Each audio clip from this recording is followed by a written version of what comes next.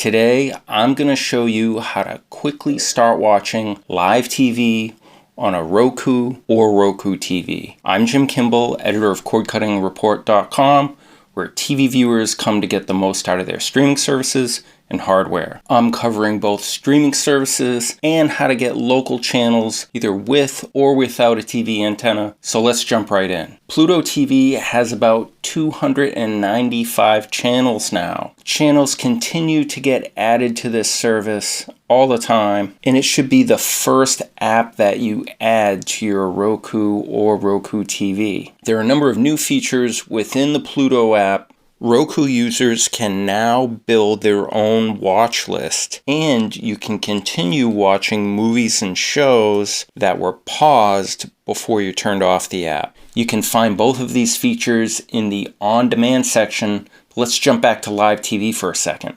The category menu on the left side of the channel guide makes it super easy to navigate your way through the massive channel lineup. Movie channels are broken down by genre. Don't forget to check out the Staff Picks channel. The Entertainment tab now has selections from Paramount Plus and Showtime. If you're a fan of reality TV or true crime, just head over to those tabs. Under the Classics TV tab, there's about 30 channels with shows like The Love Boat. I personally like the old Mission Impossible series. And you definitely want to dive into the on-demand section of Pluto TV. You can navigate to it on the top of your screen. If you're scrolling through a section such as Trending Now, be sure to go all the way to the end to the View All tab so you can see every movie in this section. Just don't forget that signing up for a free profile is really worth it if you're a Roku user, because that way you can use that watch list and continue watching feature that I just mentioned a minute ago. Pluto TV is ad supported, but otherwise it's completely free.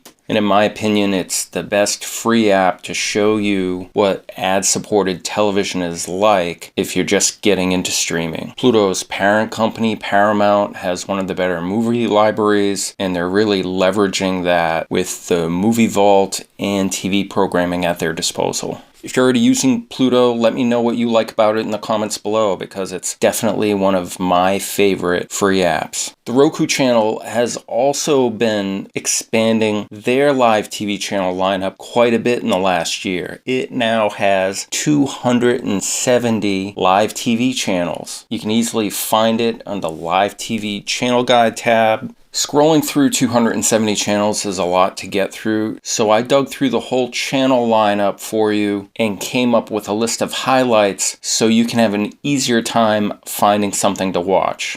This isn't a complete list by any means, but it should save you some time and make navigating the channel guide a little bit easier and hopefully a little less overwhelming. By the way, if you're finding this video helpful, please hit the like and subscribe button and help me grow this channel. Also within the Roku channel, be sure to check out the Roku Original section. Here you'll find short-form thrillers, comedies, and dramas. And like everything else on the Roku channel, it's ad-supported but completely free. The PBS app does have a subscription side of their service called PBS Passport. It's a benefit if you make an annual donation to PBS. But I think a lot of people are unaware that there's a free live stream of your PBS channel in many parts of the US. You don't have to go very far to find it. Just look for the Live TV tab and you can start watching just by clicking the center navigation wheel on your remote control. After downloading the PBS app to your Roku, you can sign in using a Google or Facebook account, and aside from the live TV channel, you'll have hundreds of hours of free programming that's available to anyone. You don't need PBS Passport if you want to watch something that's a day or two old. In fact,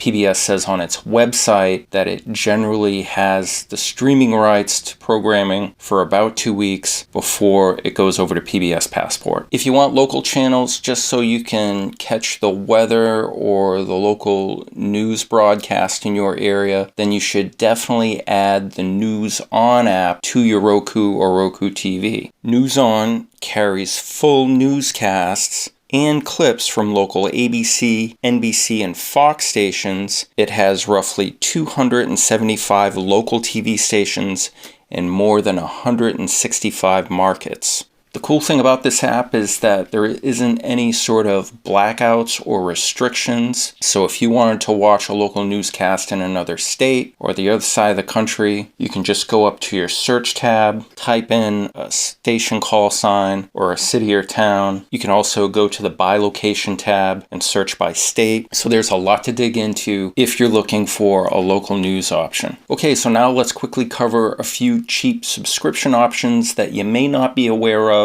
And then I'll dive in how to get local broadcast channels such as ABC, CBS, Fox, and PBS for free using a TV antenna. Paramount Plus carries a live CBS feed in just about every market in the country. A subscription costs $4.99 a month, and if you're already watching CBS shows like The Amazing Race or NCIS, you'll find entire seasons here. Its library of movies and new shows come from CBS, Nickelodeon, Comedy Central, BET, MTV, and Smithsonian. Through the live TV feed, you can watch NFL games on Paramount Plus every Sunday. There's also college football, basketball, soccer games. Paramount Plus recently announced that they'll have movies on its service 30 to 45 days after being released in theaters. Peacock has a number of free live TV channels, but subscribers are soon going to get much of the programming that appears on MSNBC. The Wall Street Journal reported that starting in the spring, shows such as Morning Joe, All In with Chris Hayes, The Readout, Deadline White House, and The Beat with Ari Melber are all going to be on Peacock hours after they air on cable. Peacock Premium plan costs $4.99 a month, and you can sign up for a free trial of its service.